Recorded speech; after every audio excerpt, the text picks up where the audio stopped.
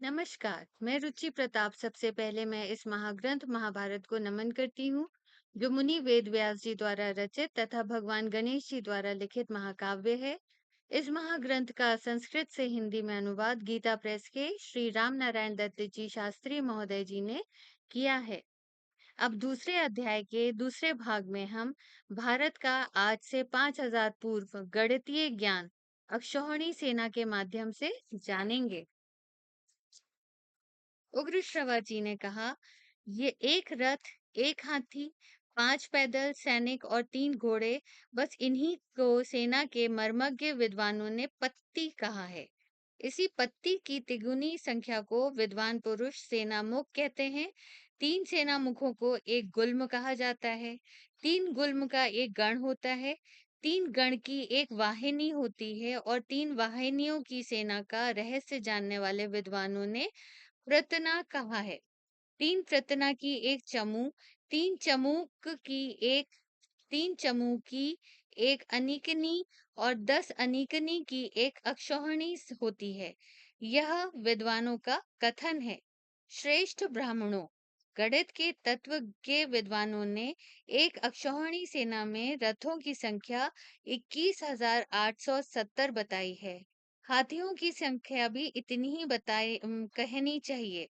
निष्पाप ब्राह्मणों, एक अक्षौहिणी में पैदल मनुष्यों की संख्या 1,09,350 जाननी चाहिए।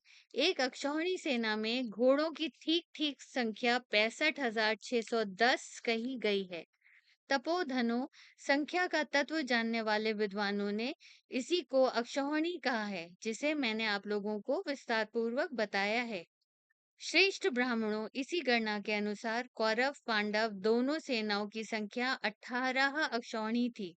अद्भुत कर्म करने वाले काल की प्रेरणा से समंत पंचक क्षेत्र में कौरवों को निमित्त बनाकर इतनी सेनाएं इकट्ठा हुई और वहीं नाश हो गई थीं।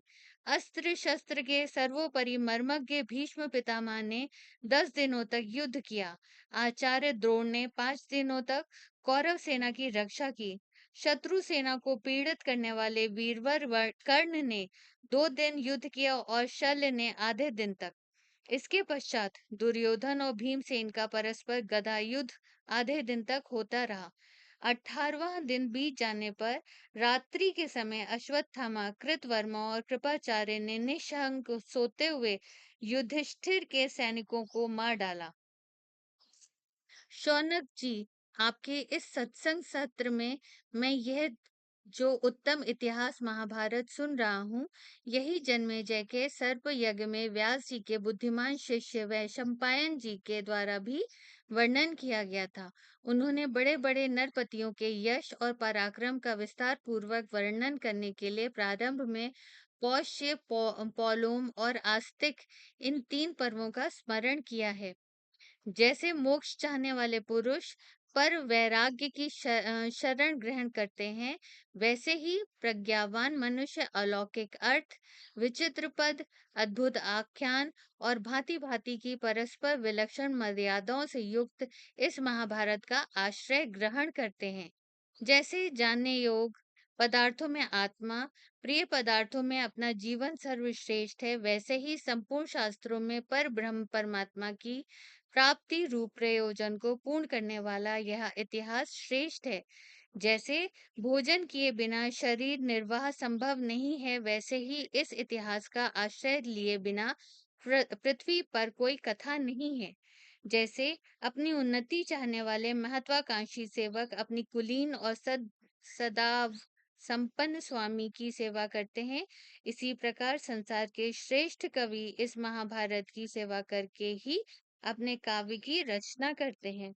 जैसे लौकिक और वैदिक सब प्रकार के ज्ञान को प्रकाशित करने वाली संपूर्ण वाणी स्वरों एवं व्यंजनों में समाई रहती है, वैसे ही लोक परलोक एवं परमार्थ संबंधी संपूर्ण उत्तम विद्या बुद्धि इस श्रेष्ठ इतिहास में भरी हुई है।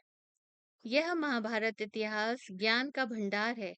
इसमें सूक्ष्म से सूक्ष्म पदार्थ हैं और उनका अनुभव करने वाली युक्तियां भरी हुई हैं। इसका एक एक पद और पर्व आश्चर्यजनक है तथा यह तथा यह वेदों के धर्मज्ञ अर्थ से अलंकृत है। अब इसके पर्वों की संग्रह सूची सुनिए। पहले अध्याय में पूर्वानुक्रमणी और दूसरे में पूर्व संग्रह। आगे हम महाभारत इतिहास की सूक्ष्म से सूक्ष्म अनुभव को जानेंगे। नमस्कार।